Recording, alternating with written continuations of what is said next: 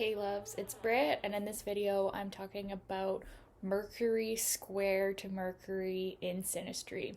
So this aspect of all the Mercury aspects, this square tends to be the most difficult, at least on the outer level of expression. We can really not see eye to eye at times, but it is also very stimulating. So we potentially could actually communicate the most with the square because it's actually just so activating. It's kind of like being around someone who's just constantly buzzing and yeah, just constantly questioning you, challenging you, but not in an aggressive way. It's not like Mars square Mars. It's just we're very mentally challenged by this person. And so it can actually lead to a lot of realizations about yourself and your perceptions of the world.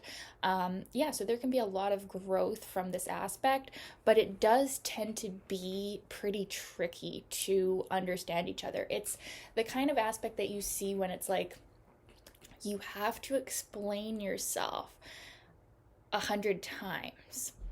And even at that, the other person still may not understand what you are saying.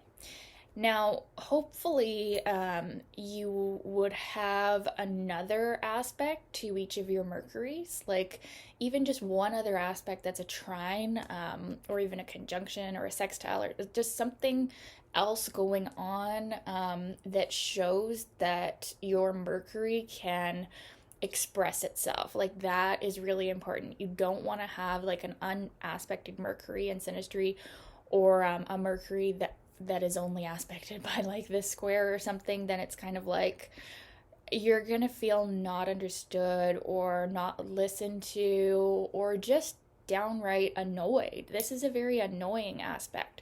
And if you throw this in with some more potentially aggressive aspects like a Mars, square sun or Mercury or moon or something like that, then this could really make a relationship unbearable. But on its own, it's not really a big deal.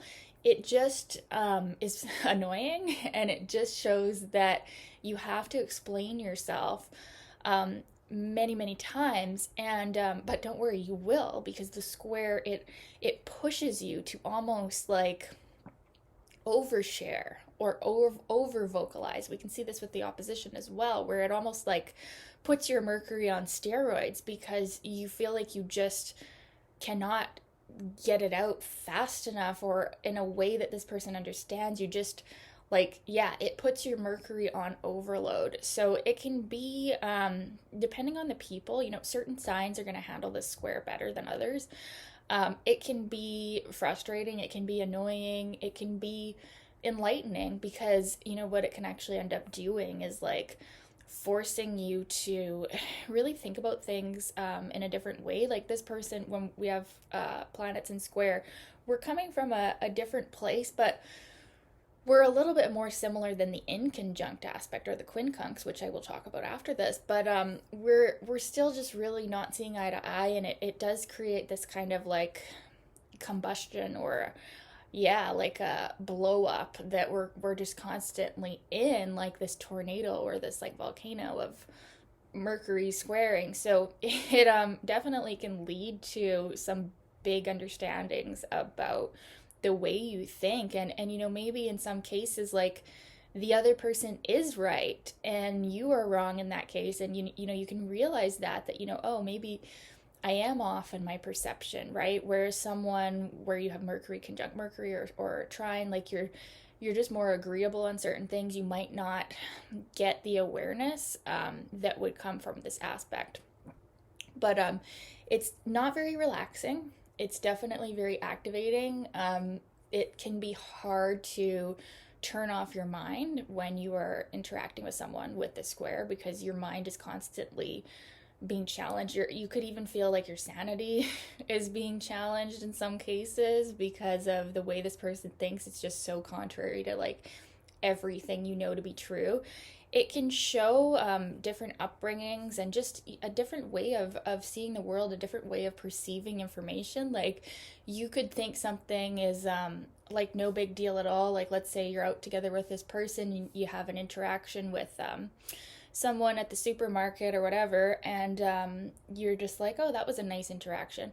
And the person that your Mercury is square with was also there, and they could think, wow, that person was a complete dick or something. And you're just like, wait, I didn't perceive it like that at all. Or like you just don't see things the same. Like you could be watching a show and think, oh yeah, I'm enjoying the show, and the other person think this sucks, or like or a book, it could be more mercurial things like a course or a book, and you think it's the best thing ever, but the other person thinks that it's stupid, or it's these kind of things, these things that are more minor, right? But if you're living together, that's when you're going to probably notice it the most, when you're living together, that you just don't perceive things the same. Like one person thinks there's a problem, the other person doesn't see it as a problem, or just different ways of dealing with things. And it can be very activating, very enlightening, like a lot of learning, because there's more activity than if your Mercury was not making any aspect to the other's Mercury at all.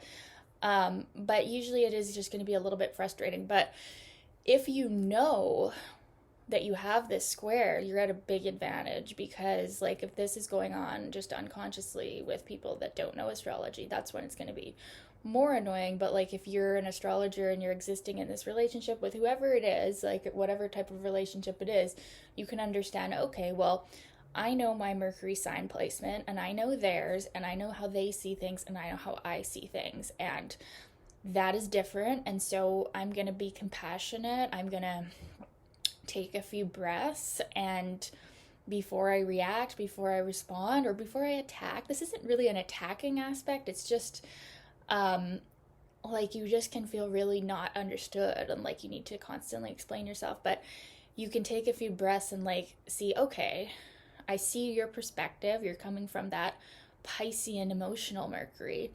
Well, I see this in a more lighter Gemini Mercury place with maybe more logic.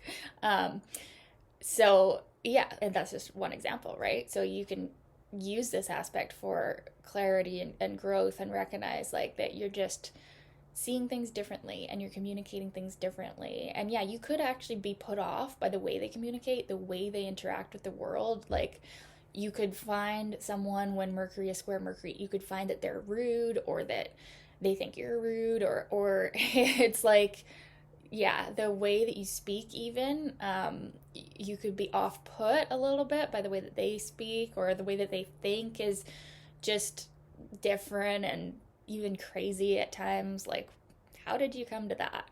Like, so you constantly will be explaining yourself, which could be very enlightening.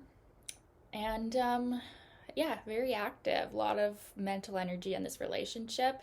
And hopefully you have other aspects to your Mercury, so that you can still feel like mentally like you can have a companion here, because with this square, you definitely don't feel like that all the time. So yeah, I'd love to know your experience of this aspect.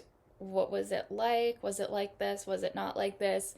Let me know in the comments, you guys, and keep your requests coming. Thank you so much for watching. Bye.